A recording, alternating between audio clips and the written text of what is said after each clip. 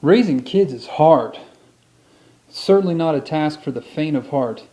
You better have a good sense of humor or double as a superhero, because just when you think you figured things out, one of your kids is certain to throw you a curveball. And that kid for me is my daughter Adeline. Oh yeah, she looks cute, but hidden behind those big blue eyes and charming smile is a will strong enough to make even Chuck Norris flinch. Okay, that's an exaggeration, but you get my point.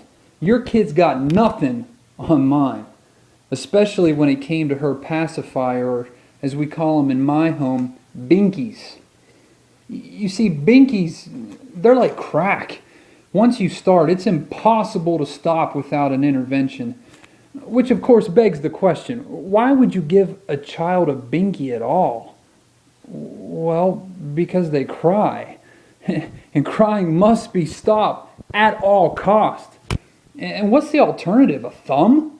That's a terrible idea. We all know what happened to the kid who sucked his thumb in 6th grade. And as my wife is fond of saying, binkies can be removed, thumbs cannot. So here's some advice for parents looking to intervene in the lives of their little ones. A few simple steps that, if properly applied, will ensure your kid's binky removal does not lead to permanent damage. Step 1. You need a plan. Plans are essential to the success of any operation, including binky interventions. Remember, a goal without a plan is just a wish. Or as Benjamin Franklin said, by failing to prepare, you are preparing to fail. My wife and I knew Adeline would need some time to process the loss of her binkies. So we developed a plan. We decided to leverage Easter to our advantage by having Adeline trade her binkies to the Easter Bunny for a new bike. Step 2. Sell the plan. The plan only works if your kid accepts it. But getting them to accept it requires some serious selling. We're talking used car lot tactics here. You have to convince your child the pleasure gained from their binky pales in comparison to the joy their trade will provide them throughout their young lives.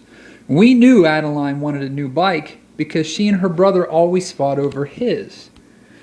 So, sometime in February, we began preparing her for the future trade-off and explained what would happen when the Easter Bunny came. Our goal was to drum up as much excitement as possible so that by March she could verbally confirm the details and have some sense of what was going to happen. Step 3. Execute the plan.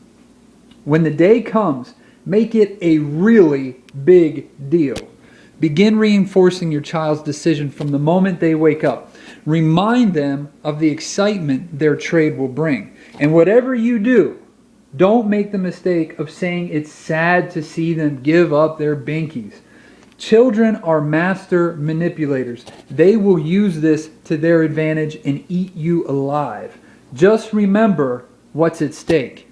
We had Adeline place her binkies in a giant egg prior to going to church.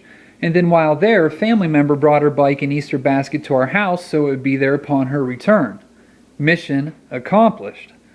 Step 4. Gird your loins. Your kid is bound to determine they were ripped off and inevitably want their binky back. Do not, I repeat, do not cave in. To prevent this, my wife and I recommend throwing the binkies away. Wrap them up in a soiled diaper and hide your keys if necessary. The first few days are sure to be hard. Anticipate this. Conquer this. But know, the plan works.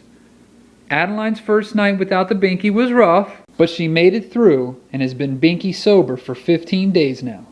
Your child can be too.